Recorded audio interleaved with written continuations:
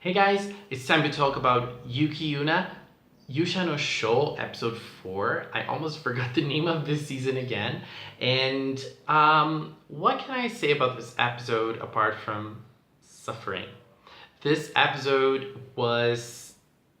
This episode really destroyed my heart. And for the first time in Yuki Yuna, I cried watching an episode.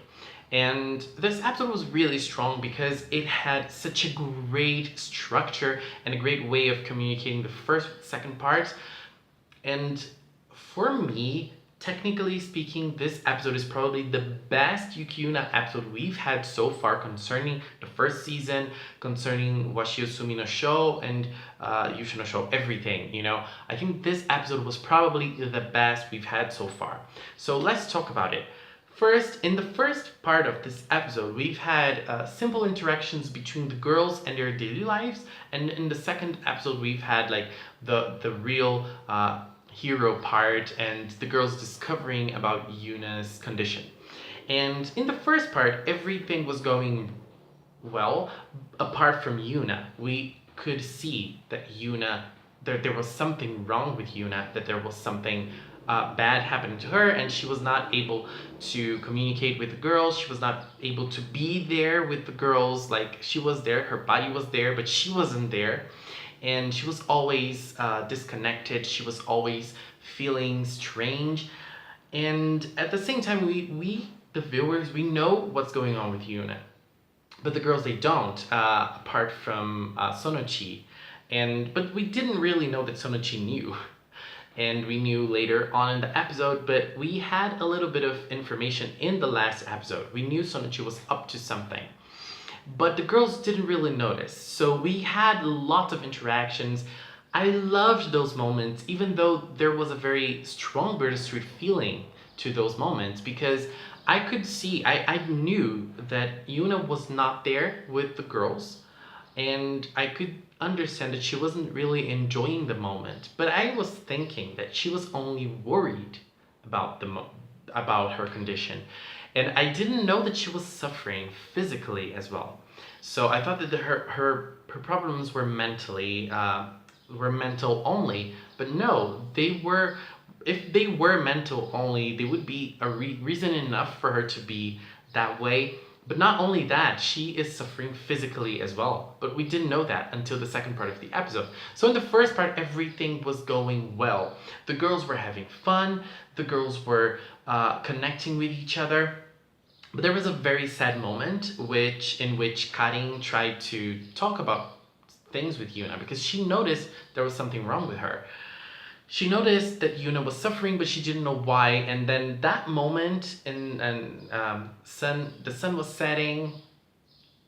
That moment was so strong because I could understand Karin's worrying ways, and the way Karin was disappointed when Yuna told her nothing was wrong. Like, she understood that in a way of saying, like, Yuna doesn't trust me into saying what's wrong with her. Yuna doesn't trust me enough to that, so we're not that close as I thought we were. But Yuna's part is even more understandable. Yuna can't say anything, and we know that. That's the biggest agony of this show. And that's the biggest agony of Yuna's condition. And then, later on, we learned that the girls were noticing it in different ways, and Washi was filming everything. Togo was filming everything. But I thought she was filming it for the sake of filming. But she was actually doing it to pay attention to Yuna in lots of different situations to see if there was something wrong with her. I thought that was so clever of her. I would never think of that. And Yuna didn't notice. Obviously, she didn't notice. And she was able to show in different ways her insecurities and her pain. And Togo was able to see that later on. And it was interesting, the spirit was helping her to catch those moments. And when she noticed it, she went to Yuna's room. And when she went to Yuna's room, the lights were on, and then she was able to find something. She was able to find something different there. And that's when things started happening in this episode. And that's when things went like downhill for me because I got really sad watching it. So in the second part of the episode, the girls started reading Yuna's diary. Yuna started writing a diary of what was going on with her, because the Taisha told her to do. The Taisha told her to do that, and that was a very interesting thing, because when the Taisha came to her house in episode 3, I thought that they were going to abduct Yuna so that she wouldn't tell anyone what was going on and she wouldn't ruin the sacrifice. But no, they actually told her what was going on, and they actually told her to keep the diary. I don't know why yet, but maybe the Taisha want a way to help her. They want to find a way to help Yuna, or am I being too naive here? I don't know. But anyway, the girls started reading what happened, and it was very interesting because I didn't know that Yuna's body was totally reconstructed. So it was a callback to the first season. It was totally reconstructed, and then she's kind of like a godlike deity because of what she became, because of how her body was reconstructed by the gods.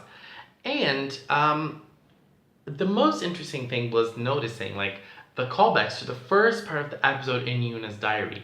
So we've had lots of things that she was writing about that happened in the first part of the episode, and then she was talking about them, and she went on talking about all of those things and talking about how she was suffering in all of those moments. So it was very interesting. Like when they were drinking, I don't remember what it was that they were drinking, but they were drinking and Yuna wasn't. She drank only a little bit, and if Yuna were to be the regular Yuna, she would probably drink a lot and enjoy that with the girls, but she wasn't drinking. And then she told in the diary, she wrote that she actually drank a little bit, and then she was very happy because of that, but when she came home she threw it all up. And then if you guys watched the episode, you know what I mean. Lots of things that happened in the first part, they were explained in the second part. So in the first part, I thought it was all an innocent, happy moment with the girls, but actually Yuna was suffering hard in all of those moments, and that broke my heart. All of the girls were shocked, all the girls were very impressed with that, but I think that the thing that really broke my heart and made me cry was Karin.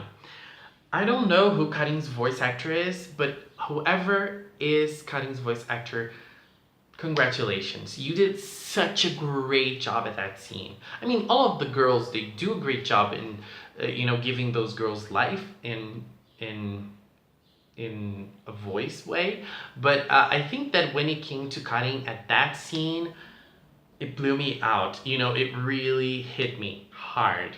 The way she cried and the way she expressed her emotions, and when she understood what she did to Yuna at that sunset scene, I could really feel her pain, because she was trying to help, but she was only making it worse, and she didn't understand that. At the moment she thought about herself, but she didn't understand Yuna's condition. And when you see Yuna's condition, you kind of feel like Karin's condition when it comes to Yuna is nothing.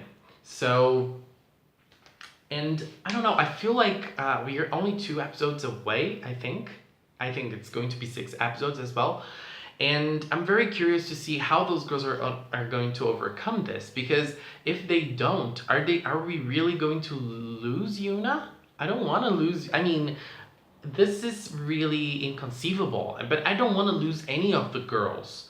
I mean, we lost Nogi. What was her name again? Nogi, I think. Sorry. Oh my god. We lost her in the first in Washiosumi no Shou. I don't want to lose any more characters. Come on, Taisha, come on, do something. Do something to help her. I don't know, gods, earth gods, land gods. Do something. Come on, don't let those gods beat you. Don't be that stupid. I'm really suffering, and I really don't know what those girls are gonna do. This is a very desperate situation to me. I'm just desperate. Let's wait for the next episodes to see how things are gonna go. Oh my god. Guys, thanks so much for watching, and until next time, bye bye.